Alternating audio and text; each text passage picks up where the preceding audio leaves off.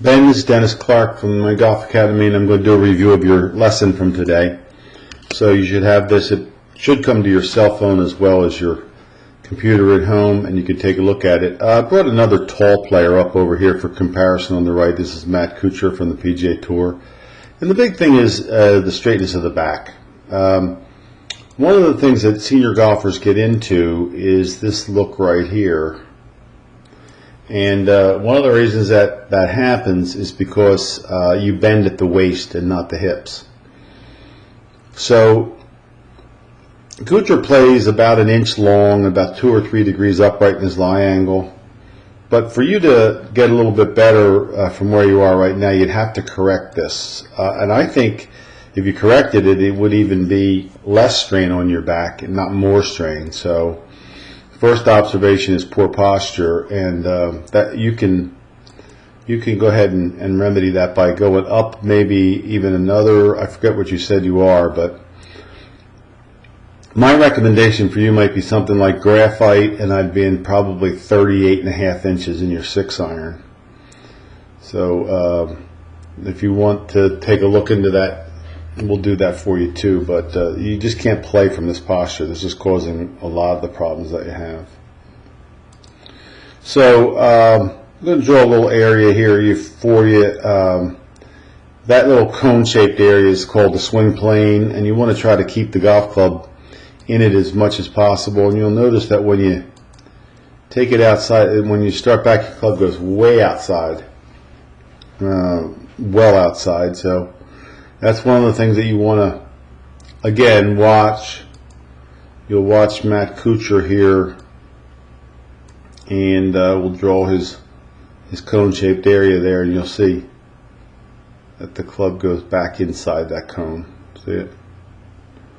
You don't ever want to get out on this side of the cone, so you're already headed for out. So part of the reason you're doing that is you're not turning your shoulders properly. If you see how much more he's turned at this point in the swing, and part of the reason you're not turning your shoulders is you're too hunched over to do so. So I'd really learn to stand up, take some stress off your back, and learn to turn. That would be a big advantage for you. Okay. And when you can get turned, you want to get your hands probably a little deeper behind you. You can see how far back his hands are behind his back here. Yours are just kind of straight up. You don't need a full swing. I'm not too worried about the fact that your wrists aren't hinged, although this would probably give you a little more power. But I'd just get them a little further back, that elbow down a little bit, and just a general more turn behind the ball look. And then, of course, when Matt comes down, he comes down right inside that cone again. That's the goal. And you'll notice here when you start to come down, then you get well outside. So you're cutting across the ball with your body running well ahead of the ball. And again, restricting your motion because the posture is poor. So what I'd like to see you do, and this would be another swing. We have to reset the lines here. And probably not a lot of difference. You won't see it nothing changes in golf swings until something really changes. So you can see that you're very consistent. The club's outside again, and you're going to lift it up to the top a little bit,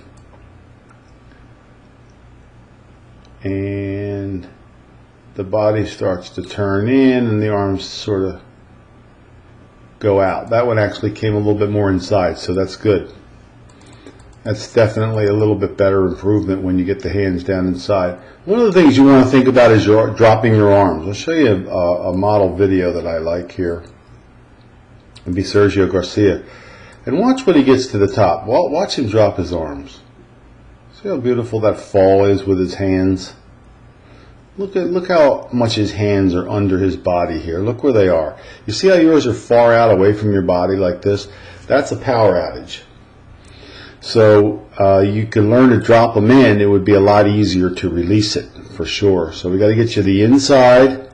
We got to get you some release with your hands, and make that grip change I gave you with keeping the right hand on top, because I made your left a little stronger, I made your right a little weaker, because that's going to be a big issue for you going forward. You're going to get some flight on the golf ball. Okay. Really, really a key for you. Now from here, if we do learn to get behind the ball, we're going to learn to stay behind the ball. Okay? So this is ball's in a fairly typical slicer's position. It's pretty far forward for an iron. The body wants to tilt back a little bit more. I want to look something like this.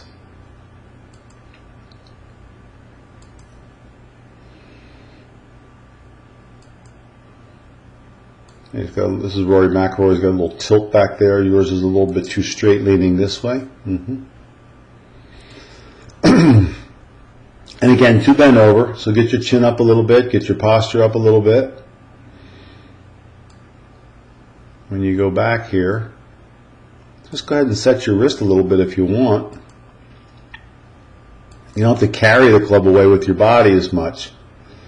You just go ahead and set your wrist. And here's the one issue that, you know, it really does bother all club golfers to some degree, but I think the height is an added disadvantage here. If I get Rory's head behind this line here, it stays behind the line, and the body stays tilted like this. That's perfect. Now he just rotates right through it. So he turns on a tilt. He turns on a tilt. That gives him great freedom to swing his arms past his body. Yours, what happens is we run way ahead of it. See that? That's always going to be a block, no matter what club. If we made longer clubs or changed the grip and gave you some release, this motion right here, where you go that far past the ball to chase it, is going to always be a block. So we've got to get you tilted back this way, tilted on this angle, and learn to turn and release it. Okay, those are the issues with the golf swing.